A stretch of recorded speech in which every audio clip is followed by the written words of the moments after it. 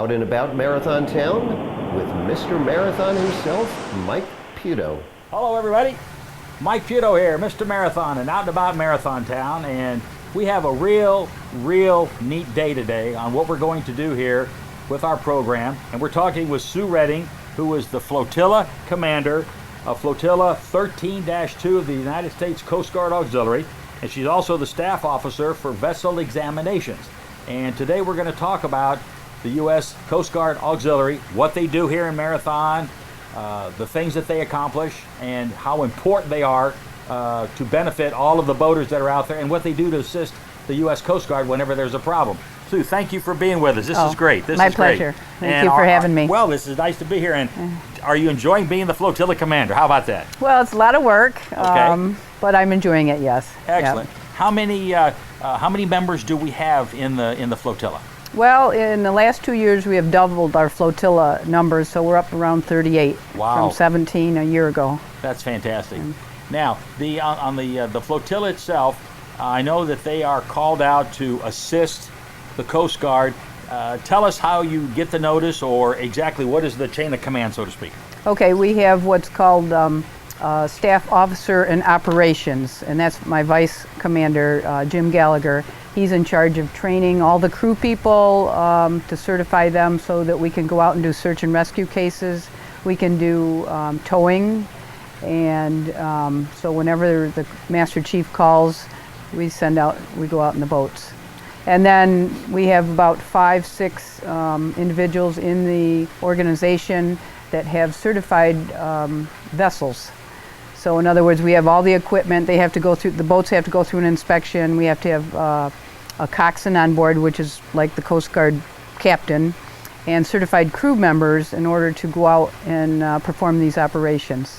Now, when you, for example, I know that basically you could get the call basically at a moment's notice, correct? In other words, it could be absolutely 2 o'clock in the morning, 10 o'clock in the afternoon, or whatever it might be, 10 o'clock at night, excuse me, and say, hey, we're out and about, and we need your assistance. And then when they call you, then you're the one that assigns the boats to go out or meet somewhere. I call my officer in operations. Okay. He knows who's available, who can get there, who's ever probably closest proximity can get there first. And excellent.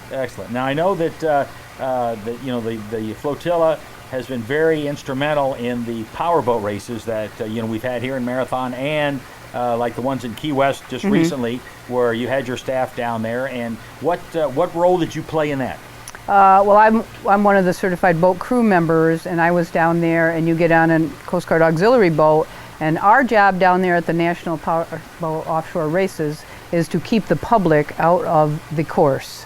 They have the helicopters up there, they have all the medics and that. We just make sure nobody gets in the way, and you have a lot of different people that just think they can go right through the harbor during the race, and so our job is to keep the harbor clear. Well, and likewise, I know that you all played a major role in the powerboat races here in Marathon, doing the same thing. In other words, keeping the course clear, and they had all the buoys set up, and you had your boats that were just patrolling and telling everybody, you need to move back, Mr. Jones, you need to move back. And that way, because the people do like to encroach, because they want to get closer. Exactly. Yeah. Like car races, I want to get closer better. They want to get there for that nice picture. Oh, for sure. Yeah. How many, if I'm asked, how many years has the flotilla been in existence here in Marathon? I don't know. I've only been a member about 6 years now. Well, okay. Well, I know they were around when Mr. Goggins and a bunch of others were involved in it. So it's going on. You've been with them 6. So I bet you it's got to be a good 25 or 30 years with the group. And that's when the Coast Guard first got started, not only in Monroe County but setting up Marathon Alamorada, which I think is very big for safety in the Middle Keys. Well, we have 5 auxiliaries in the Keys. We have one at Ocean Reef, one in Islamorada, the Marathon Auxiliary, Big Pine, and Key West. Wow.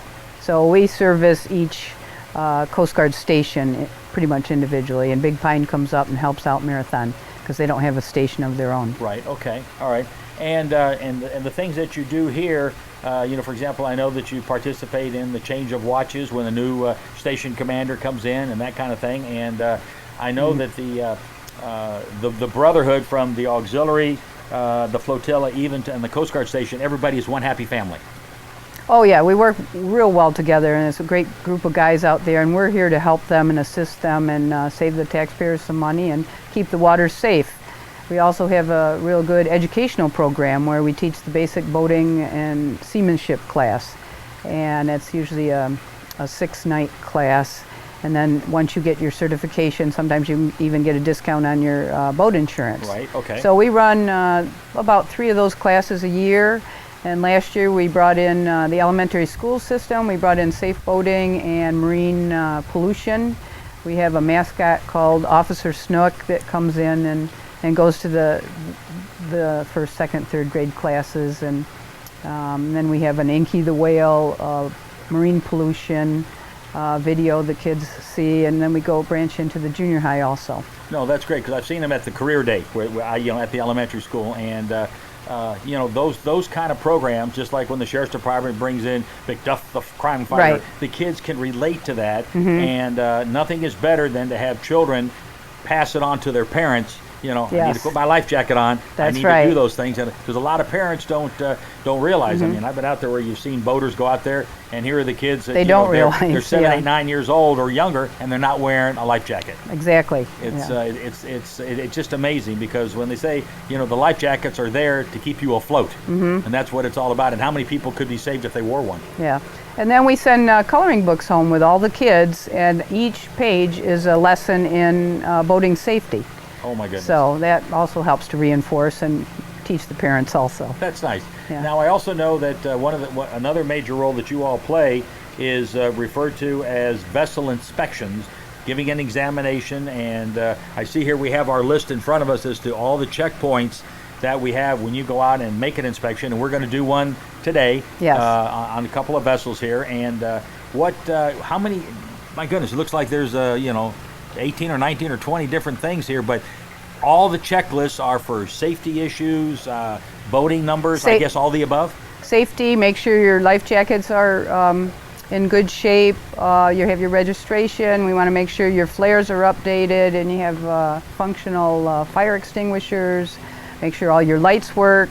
I get a lot of complaints sometimes when I do a vessel exam that, oh, my lights aren't working or the port light is out. And so I can't certify them Sure. until they get it fixed. Well, they always tell me, well, we only fish during the day.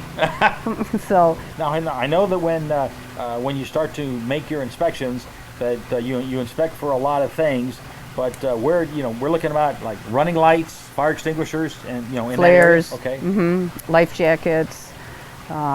We also supply each boater with a copy of the state rules, boating rules, which is a requirement to carry on your boat, which most people don't realize, so we always carry a copy of that to give. And then we have the Marco trash stickers. We have the Channel 16 in case the captain gets hurt or something. Anybody else can work the radio by we give those stickers out, and oil pollution, and basically it. So we do everything we can to make sure that that the boater is going to be as safe as they can be. And of course, the tough part about it, the only thing we can't control is the human nature side, as to whether or not if they're going to make a right decision and do the right thing. I know that's got to be tough. I mean, I didn't think about the weather was going to be it. All you had to do was take a look. The weather's cruddy. Why do we want to go, fishing? And I can sympathize when you guys are out there making your search and rescues. Why do we need to be out here in 20-foot seas? Why is somebody out there? Well, down here, with the uniqueness of the Keys too, it's a big tourist community. Sure. And myself as well. I come from upstate New York. I'm on a lake that's over 600 feet deep. I couldn't hit a shoal if I wanted to up there. I come down here 10 years ago and rented a boat. Next thing I know, I'm kicking up some mud. So that's how I got involved in this whole organization here, because I know I needed to take a class and a course and learn the terrain around here, and that's how I got started in all this. Do we, for example, let's just say, how do the dive shops work with you and participate? Do they, for example, is there your literature in the dive shops as well? That falls under our program visitor category, right. And we have certified members of the auxiliary that are program visitors, and they go around, make sure they have a supply of all the necessary materials in the marinas as well. Right, okay. And now, one other thing is that, do you all ever assist in if there, let's say for example, if there happened to be, let's say, a spill of some kind? Do they call you out for oil spills, fuel spills, that kind of thing? Yes, that's a big push now. That goes under the category of pollution investigators.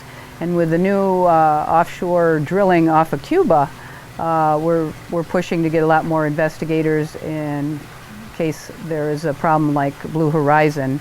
Because of the location, it will come right into the Gulf Stream and affect the Keys. Yeah, they just so right that's across our the big. water, yeah. That's one of our main pushes this year, is in the pollution investigation. Now we also have air patrol, where we have certified air crew and pilots, and they use their own planes, and they'll go out to help on search and rescues or drug runners or immigrants coming in on the boats. So that saves the Coast Guard and well, a lot of money there. Well, not only the money, but the extra eyes that are out there looking, whether it be in the air or on the water. There's only so many Coast Guardsmen, so many, as they say, fish and wildlife. There's only so many of those people out there, and with your assistance, you start thinking about the potential of putting 6, 8, 10 boats out on the water pretty quick. That's huge. Yeah, it gets pretty costly. As you can see, the U.S. Coast Guard Auxiliary is very, very important to the Marathon community. We've just had a boating inspection, and you've heard all of the things that the U.S. Coast Guard Auxiliary does. Sue, we thank you very much for everything that you do here in the community. And I know there's one other thing that you want to tell everybody about the kayaks. What do you have here, just real quickly? This is a nice push the Coast Guard wants us to enforce.